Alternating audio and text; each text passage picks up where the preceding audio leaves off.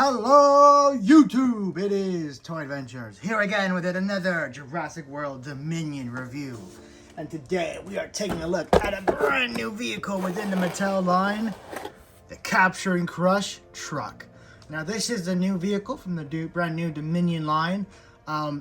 It looks like a little bit of a goofy vehicle, if we're being honest here. I don't know if this is going to be in the movie exactly, but it is an interesting vehicle nonetheless. Apparently this is some type of truck that, captures the dinosaur, puts it in the back of the vehicle, and then, oh my god, I hope it doesn't crush it. The name would insist that, but I sure hope not. Anyway, what you see is what you get. You get a nice truck, some of the accessories for the truck, and a brand new Velociraptor. First, we're going to take a look at the box, because that is what's usually really cool with these Dominion figures, is that their new box is usually super detailed and in-depth, and you can already tell from what is visible. I mean, all this is hidden, but you can see like there's a car, I believe it's a police car that's swerving down the road, down to like an overturned car. You have the fences, the helicopter. There's just a lot to take in, and it's a really interesting and active background, and I very much like it. So I've been really vibing with the new Dominion packaging. I think it's one of the best of the Mattel line. So that's good out of the bat. So it's, for those of you who like to collect in box. Here is the new Raptor. I'm not sure what Raptor this is. I remember hearing it, but I can't remember. I think it's Pyroraptor or Atrocitus Raptor. Or let me guys know down in the comments which is the red feathered raptor. I'm gonna say Pyroraptor. That is my guess, although I could be completely wrong. Anyway, this shows us all of the action gimmicks that you can expect from this vehicle. It has launching missiles, dino damage feature, which is cool. We haven't seen that since the Lost World toy line, which is awesome. Vehicles with actual dino damage, and then of course you can capture the dinosaur. So that is pretty much it for what we have going on with the box. Let's go ahead and open it up. And here we have everything out of the box. Now, as you can tell, this is kind of a short and stubby vehicle, and what really bummed me out, and I didn't notice this until after I bought it, is that there's really no spots for any humans. Now, obviously, if you wanted to see, we'd have to remove the dino damage.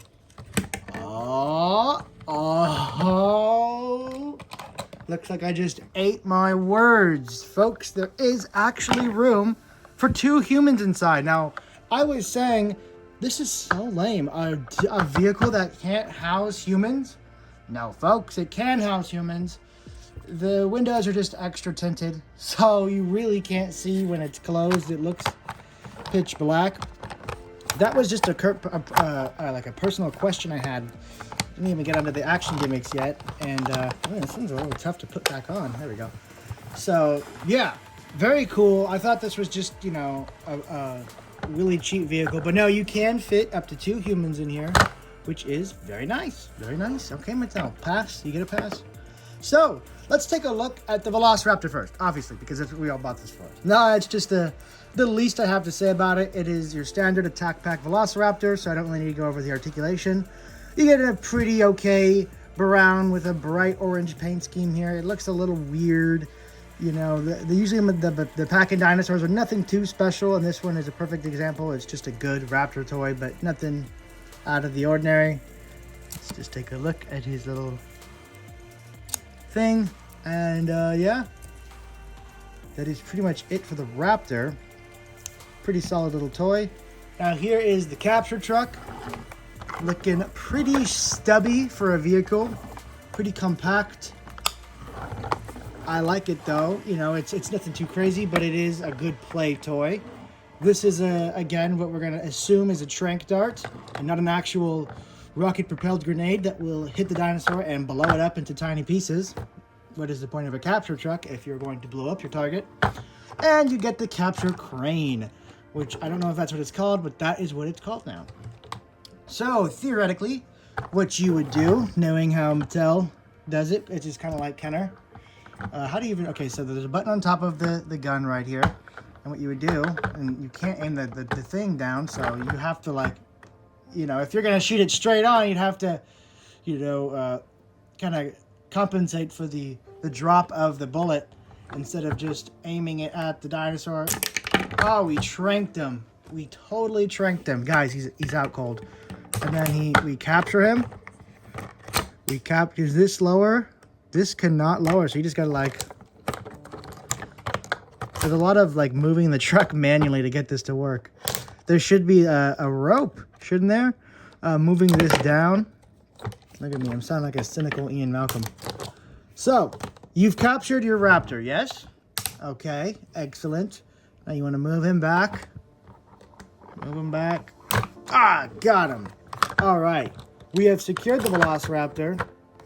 He got owned. And then you use these like rubber chains. These are what you saw in the packaging. And then you plug them onto here, like that. And then you plug them onto here, like that. And you have successfully captured your first dinosaur. Whoopee. Now, I like this toy. It's cool, and I can see the endless hours of play. But I have a gripe with these capture vehicles. And it's not just with this one. It's with, for the most part, every capture vehicle we've gotten from Jurassic Park and like Animal Planet. All of these can really just capture medium, small dinosaurs at best. We have yet to get a true capture truck with like a full flat bed that can capture like a Tyrannosaurus Rex. That's what we've been really waiting for, at least what I've been waiting for. These are nice, these are fun, but I want something that can catch a bigger dinosaur than a raptor, okay? Because like a veterinarian truck can capture a raptor. This looks like it should be a big old truck that can capture a T-Rex, an Allosaurus, a Baryonyx. But sadly, it is one that can catch an attack pack-sized dinosaur and nothing bigger. So a little underwhelming for what it is. I thought they would have gone all out for the new movie toy line, but you know, it is what it is. Anyway, that is not the end of this toy's action gimmick. So you've captured your raptor. Oh no, this is Jurassic Park. It is broken free, and now it's pissed. So what's it gonna do? Property damage. Boom, look at that. You hit that little slide panel, and this entire panel just pops out. I don't know how that got damaged. It just ripped a chunk out of the front. Much cooler is up here at the front. You see the nice, huge, clearly colored button that sticks out like a sore thumb. You just, boom, and now his headbutt has ripped off the entire front cab of this vehicle. Very cool. Obviously, you probably want to use this with like a T-Rex and his jaw hits it, and then you can put in that. Maybe not quite a raptor, but still cool nonetheless. So there is also this little attachment port. So if you want to take the gun, which is where you probably should have put it in the first place, and now you have a bit more of a aiming ability to hunt down dinosaurs. So that is pretty cool. And really, that's where like the action gimmicks of this vehicle end. So really, all we got to do now is see how it scales in. I mean, what more is there to say about it? There is peg holes for figures to stand on here in the bed, here up on top, and like I said, room for two. All right, so first we're just gonna stick some humans in there to see how it is. Kind of lame that you need to blow off the front of the cab to get the humans in there. But once you do, as you can see, and maneuver their legs a little bit. Muldoon's a little tight in there because of his hat, so there's really not a lot of room to go around.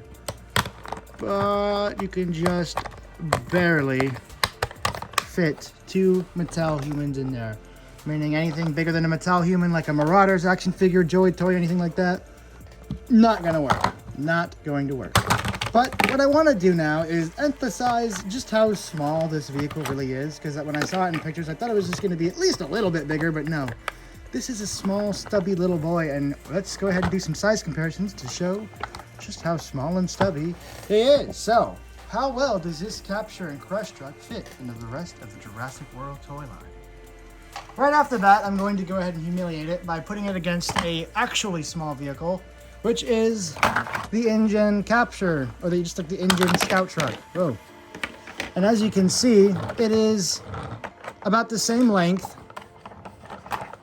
and about the same width as what is actually an in-scale Scout vehicle.